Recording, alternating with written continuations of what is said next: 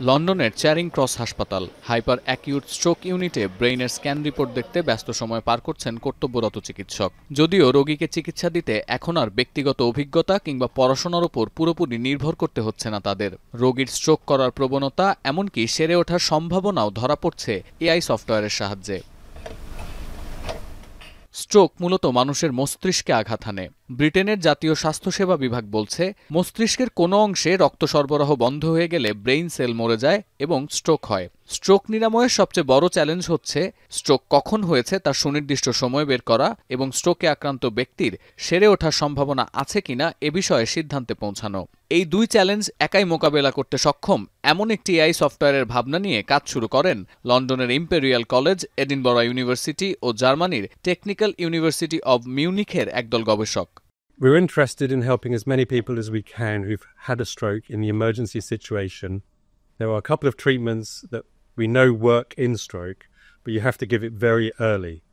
And the problem is we don't always know exactly when the stroke began. And even in some people where we do know the stroke began, the problem is people's strokes, they progress in time at different speeds. So some will go very fast, some will go slower. And the challenge is knowing when a stroke has happened and how quickly it's developing over time.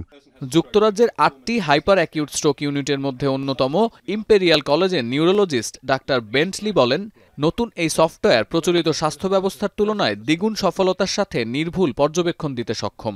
বর্তমানে প্রচলিত পদ্ধতিতে CT scan দেখে স্ট্রোকের সময় আর ঝুঁকি নির্ধারণ করেন চিকিৎসকরা। নিউরোলজিস্টদের মতে এই পদ্ধতি অধিকাংশ ক্ষেত্রেই চিকিৎসকের দূরদর্শিতার উপর নির্ভর করে, যা নির্ভরযোগ্য কোনো সমাধান নয়। নতুন এই সফটওয়্যারটি ডেভেলপার ও গবেষক দলের দাবি, এআই প্রযুক্তির সাহায্যে স্ট্রোকে আক্রান্ত রোগীকে তাৎক্ষণিক স্বাস্থ্যসেবা দেওয়ার পাশাপাশি তার সেরে ওঠার সম্ভাবনাও ৫০% বেড়ে যাবে। এমনকি স্ট্রোকের ঝুঁকি আছে এমন রোগীদের সতর্ক করার সুযোগও থাকবে সফটওয়্যারের পরবর্তী সংস্করণে। সতীর্থ কর্মকার, এখন বিশ্ব।